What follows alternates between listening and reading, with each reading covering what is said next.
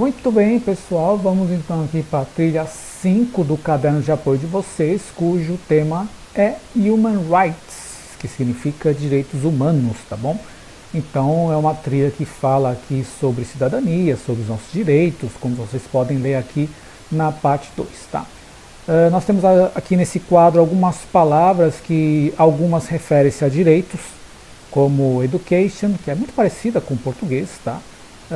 Vote, que é votar, voto, tá? Deixa eu tirar isso aqui. Discrimination, que não é um direito, evidentemente, mas são palavras parecidas com o português, tá? Religion, direito à religião, também é um direito.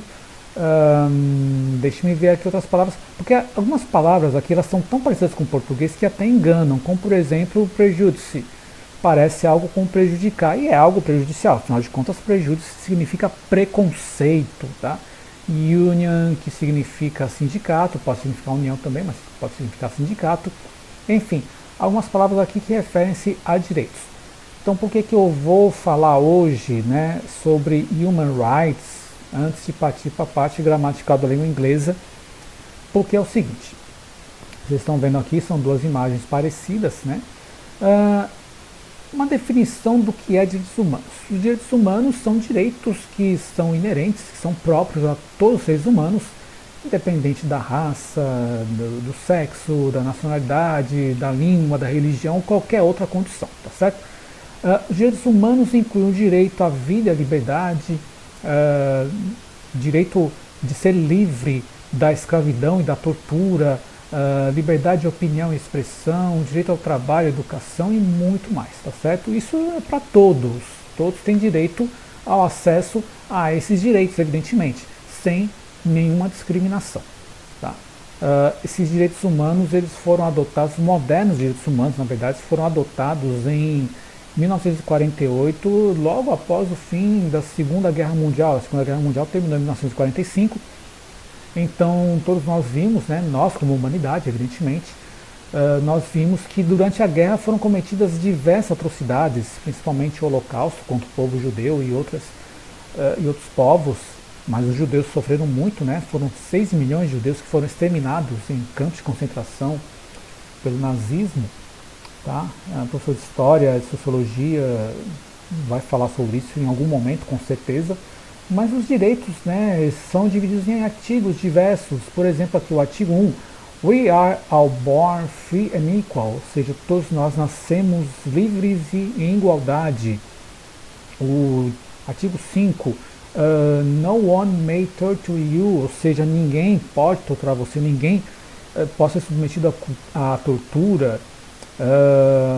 O artigo 19, All may freely express opinions, ou seja, todos são livres para expressar opinião. Mesma coisa que o 18, o artigo 18, tá? Todos podem ter liberdade de pensamento, inclusive a religião, tá? Não importa se você é católico, se você é protestante, se você é do candomblé, budista, enfim, a religião que você tenha, você tem liberdade e isso está garantido pelos direitos humanos, tá bom? Estou dizendo isso porque nós temos um senso comum, tá? O senso comum, como a gente pode ler aqui, é um conhecimento adquirido a partir dos costumes, das experiências e vivências do dia a dia. E muitas vezes esse senso comum ele se baseia em algumas crenças e tradições que podem refletir alguns preconceitos, tá? Então, todos nós já ouvimos falar frases, né, como essas: lugar de mulher na cozinha, índio é preguiçoso e atrasado, cabelo de bombril para se referir a um penteado afro, e direitos humanos só defendem bandidos. A gente vê muito, né, a gente ouve muito essa frase aqui ser repetida principalmente em alguns programas de TV, aqueles programas, né, de polícia e tudo mais.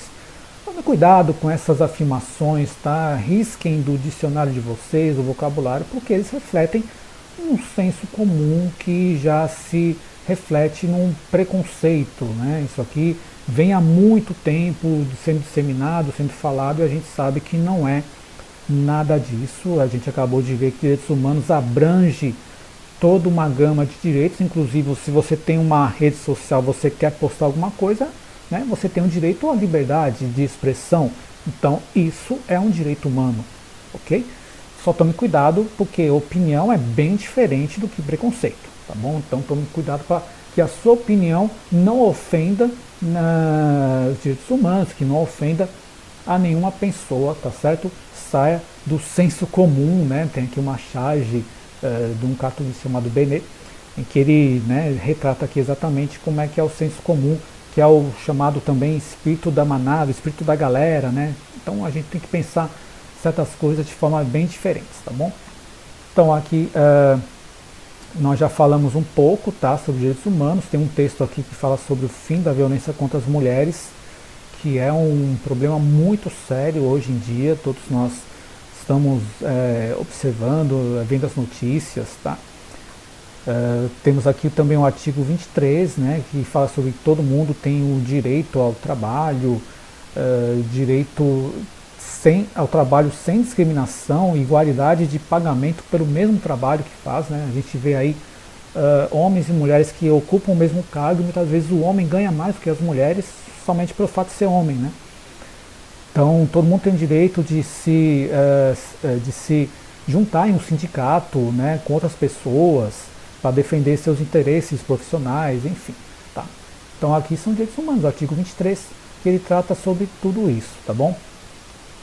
Então, quando eu falo, por exemplo, em palavras como rights, differences, families, people, countries, ou que todas essas palavras têm em comum, né, além de fazer parte do vocabulário de direitos humanos. Essas palavras todas têm em comum o chamado plural of nouns, ou seja, o plural dos substantivos. Tá? Então, é o que nós vamos ver aqui sobre a parte gramatical hoje em inglês, singular and plural nouns. Tá bom? Isso é um tema que está aqui no caderno de atividade, no caderno de apoio, melhor dizendo, tá certo? Tá tudo em inglês, evidentemente. Eu vou dar uma explicação aqui para vocês para que não fique nenhuma dúvida, tá bom? Então veja, a maioria dos substantivos basta acrescentar o S para formar o plural deles. Tá? Então, por exemplo, book, que é livro, eu coloco o S ao final, books, livros. Student, que é estudante, students, estudantes. Okay? Mas nós temos algumas regras para formar o plural também, não é simplesmente colocar S em tudo. Tá? Então, os substantivos que são terminados em S, SS, CH, X ou SH, eles recebem o ES ao final. Então, por exemplo, kiss, que significa beijo, kisses, né? Você coloca o ES ao final, por quê? Ele termina com dois S, tá bom? Então, coloca ES ao final e forma o plural, kisses, que são beijos. Box, que significa caixa, boxes, tá? Não tem nada a ver com a luta. Boxes, nesse caso aqui, caixas, tá? Terminou com X, acrescentei ES. Watch. Watch, você conhece essa palavra como verbo, assistir, mas como substantivo é relógio, tá? Então, watch, watches. Coloquei essa ao final porque termina com CH. Tá? Tem uma regrinha aqui muito interessante que as pessoas têm que tomar muito cuidado na hora de fazer a leitura e de aplicar. Se o substantivo termina em uma consoante mais o Y, tá? Então o que vai acontecer? Um exemplo aqui. Country termina com Y, tá certo? Mas ele, antes do Y aqui, nós temos uma consoante, que é a letra R. Quando isso acontece, o que você faz? Você tira o Y daqui e coloca o IES. Então, nós temos country, que significa país, nós teremos countries, que significa países, tá certo? Então, o Y, ele sai da palavra para nós acrescentarmos IES, tá bom? Family, termina com Y, tá certo? Mas antes aqui eu tenho uma consoante também. Então, quando isso acontece, o que eu faço? Eu acrescento IES no lugar do Y, families, tá bom? Então as regrinhas estão aqui, inclusive nós temos outros exemplos, né, de substantivos, como por exemplo baby, então fica babies no plural, party, que significa festa, parties, significa festas, tá? E assim por diante, tá bom? Nós temos outra regra também, essa é mais fácil, que se o substantivo termina com Y, como nós estamos vendo aqui, mas se antes dele tiver uma vogal, o que acontece? Aí sim, você acrescenta o S ao final, tá? Não tem regrinha diferente não. Boy, que significa garoto ou rapaz, simplesmente boys. Toy, que significa brinquedo, toys, tá bom? Termina com Y, tem uma vogal antes. Olha o exemplo aqui, nós temos vários, tá? Day, que significa dia, days, acrescentei o S ao final, tá certo? Key, que significa chave, tá? Keys, chave e assim por diante. Chaves não é o seriado famoso, tá? Não foi sem querer querendo aqui não. Ok? Nós temos alguns substantivos também que terminam em F ou F. A gente tira o F e o F dali para colocar ves. Por exemplo, wife, que significa esposa, wives, que significa esposas agora, tá certo? Ficou no plural. Então veja que eu tirei o F, coloquei ves. Half, que significa metade, halves significa metades, tá certo? Então aqui a gente tem outros exemplos também, o wolf, wolf que é lobo, wolves, que significa lobos, tá certo? Chama atenção aqui para essa palavra life, life significa vida, tá? Então eu tenho aqui lives, não tem nada a ver com a comunicação que nós temos, principalmente agora na época de pandemia, né? Com as lives sendo transmitidas, as lives são recursos para transmitir ao vivo, né, algum show, alguma palestra. Nesse caso aqui é plural de life, tá bom? Life, lives, tá bom? Então vamos seguir aqui, porque alguns plurais podem ser regulares, tá? Então a gente tem que ficar muito atento com eles. O plural de child, que é criança, é children. O plural de man, que é homem, man. O plural de tooth, que é dente, teeth. São dentes, tá? Foot, que é pé, vocês podem ver, plural, feet. Woman, que é mulher, women, que é mulheres. Mouse, que é rato, mice, são ratos, ok? Então vocês fiquem atentos, alguns desses plurais eles são irregulares. Aqui tem uma seleção maior desses plurais, tá?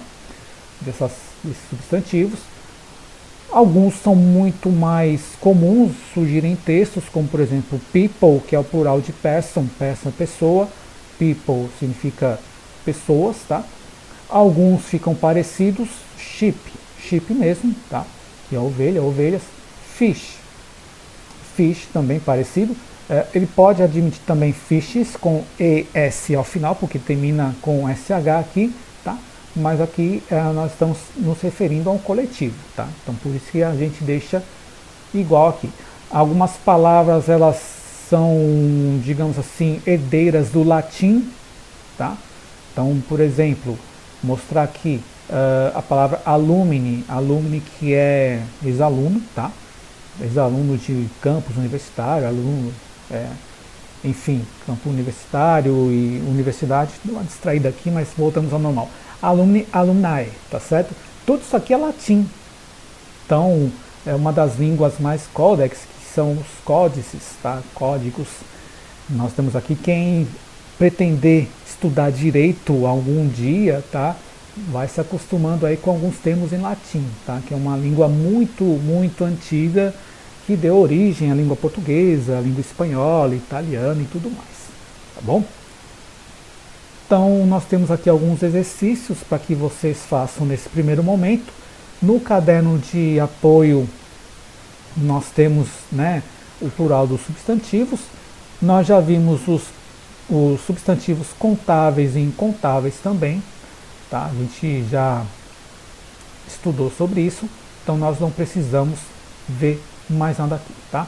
Então, por hoje, a gente vai fazer esses exercícios aqui, tá bom? Na próxima aula eu já vou colocar lá no Classroom outros exercícios para que nós possamos praticar melhor o plural dos substantivos e como eles são encontrados em textos, tá? A gente tem aqui também alguns exercícios, nós não vamos fazer agora, nesse momento, no caderno de apoio, mas, ou no caderno de apoio, porque fala sempre, né, caderno de atividades, mas é isso mesmo, caderno de apoio, falei certo agora, é que a mente pensa uma coisa e a boca fala outra. Tá certo? Então, é isso aí, pessoal. Então, vamos fazer esses exercícios por hoje, e aí na próxima aula nós teremos já novas atividades sobre o assunto, ok? See you, bye bye.